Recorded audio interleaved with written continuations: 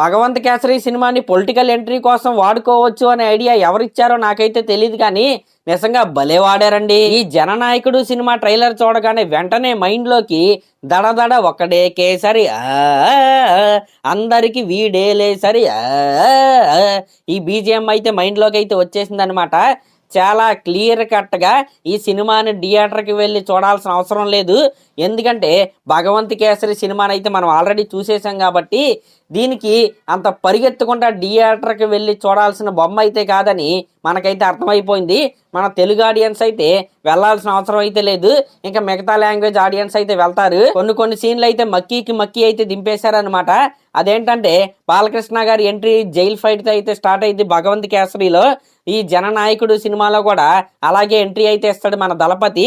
ఇంకా బాలకృష్ణ గారి క్యారెక్టర్ ఏం చేస్తూ ఉంటుందంటే శ్రీలీల గారి క్యారెక్టర్ని స్ట్రాంగ్ చేస్తా ఆమెని ఆర్మీకి పంపాలి అనే ఆలోచనలు అయితే ఉంటాడు. సేమ్ అదే ఆశయంతో ఈ జననాయకుడు సినిమాలో కూడా మన మమితా బిజ్జు ఏదో ఉంటుంది ఆవిడ పేరు, ఆవిడ్ని ఆర్మీకి పంపే క్యారెక్టర్లో మన దళపతి అయితే కనబడుతున్నాడు. ఇంకా ఇంటర్వెల్ ఫైట్ కూడా మన శ్రీలీలను ఎత్తుకుపోయి విలన్స్ అయితే ట్రాప్ చేస్తారు కదా, అక్కడ కాపాడడానికి మన బాలకృష్ణ గారు అయితే వెళ్తారు. దీంట్లో కూడా విజ్జు సేమ్ అక్కడ విజ్జుయే ఇక్కడ విజ్జుయే, ఆ విజ్జుని కాపాడటానికి మన దళపతి అయితే వెళ్తాడనమాట. ఇక్కడ వరకు ఆ జననాయకుడు సినిమా భగవంత్ కేసరి సినిమా ఒకేలాగైతే ఉండబోతున్నాయి, కానీ ఇంటర్వెల్ దగ్గర నుంచి ఈ రెండు సినిమాలకి డిఫరెన్స్ అయితే కనపడుతుంది. దీంట్లో విలన్ క్యారెక్టర్ డిఫరెంట్గా అయితే వీళ్ళైతే సెట్ చేసుకున్నారు. అంటే విజయ్ గారు ఇప్పుడు పాలిటిక్స్ లోకి వెళ్ళిపోతున్నారు కాబట్టి నేను పాలిటిక్స్ లోకి వస్తున్నాను, ఎన్ని సంవత్సరాలైనా నన్ను ఎవరు భయపెట్టినా సరే నేను ఈ పాలిటిక్స్ లోనే ఉండి తీరతాను అని మెసేజ్ పాస్ చేసే విధంగా వీళ్ళైతే ఆ సెకండ్ హాఫ్ అయితే డిజైన్ చేసుకున్నారని మనకైతే చాలా క్లియర్గా అయితే అర్థమవుతుంది. ఇంకా డైలాగ్స్ కూడా ఉన్నాయి కదా, ప్రజలకు మంచి చేస్తా అంటూ ఇందులోకి నువ్వు రాకు, నిన్ను నువ్వు కాపాడుకుని పారుపో అంటూ మన బాబీ డియోల్ గారు అయితే చెప్తున్నారు. దానికి కౌంటర్గా మన దళపతి విజయ్ గారి డైలాగ్స్ అయితే ఉన్నాయన్నమాట.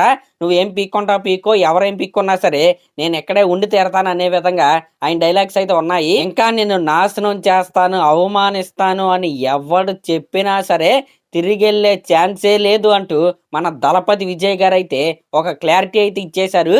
ఈ విధంగా భగవంత్ కేసరి సినిమా ఫస్ట్ హాఫ్ ఉన్నట్లుగానే ఈ జననాయకుడు సినిమాలో కూడా ఉండబోతుందనే క్లారిటీ మనకి ట్రైలర్ చూస్తేనే అర్థమవుతుంది. కానీ ఎప్పుడైతే ఇంటర్వెల్ ఫైట్ అయిన తర్వాత మన బాలకృష్ణ గారు విలన్కే వార్నింగ్ అయితే ఇస్తాడు కదా, దీంట్లో కూడా సేమ్ అలాంటి ఫోన్ కన్వర్జేషన్ అయితే సాగిద్ది. కానీ సెకండ్ హాఫ్ నుంచి అది కమర్షియల్ వేలో ఒక రకంగా వెళ్ళిద్ది భగవంత్ కేసరి. ఈ జననాయకుడు సినిమా పొలిటికల్ టర్న్ అయితే తీసుకుంటుంది అనమాట. ఆర్మీ ట్రైనింగ్లో మన విజ్జు బాపకి ఏదో తెలిసిద్ది సీక్రెట్, దాని తర్వాత దాన్ని పట్టుకుని అది పెద్ద స్కామ్ లాగా ఉంది కదా. దీంట్లో ఆ స్కామ్ ఏంటంటే పొలిటికల్గా దేశం పైన ఏదో విధ్వంసం చేయాలనుకుంటారు, అది మన విజ్జు పాపకి అయితే తెలిసిద్ది. ఆ విజ్జు పాప నుంచి మన దళపతి సార్కి అయితే తెలిసిద్ది.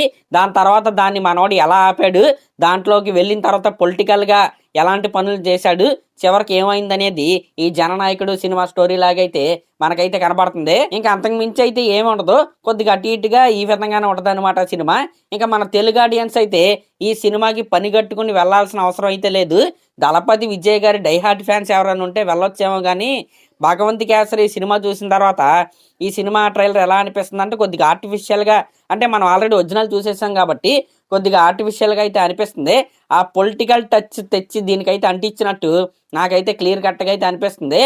మరి చూడొచ్చు అంటే సెకండ్ హాఫ్ ట్రీట్మెంట్ ఎలా ఉంది, అంటే భగవంత్ కేసరి సినిమాని పొలిటికల్ వేలో ఎలా చూపించారు అనే క్యూరియాసిటీ మీలో ఎవరికైనా ఉంటే ఈ సినిమాని అయితే ట్రై చేయొచ్చు. లేకపోతే మన తెలుగు సినిమాలో ఇదైతే రిలీజ్ అవుతుంది అనమాట. ముందు అవి చూసి ఖాళీ ఉంటే ఈ జననాయకుడు సినిమాకి అయితే వెళ్ళొచ్చు. మరి అదన్నమాట మ్యాటర్. మరి ఈ ట్రైలర్ మీకు ఎలా అనిపించిందో కామెంట్ చేయండి.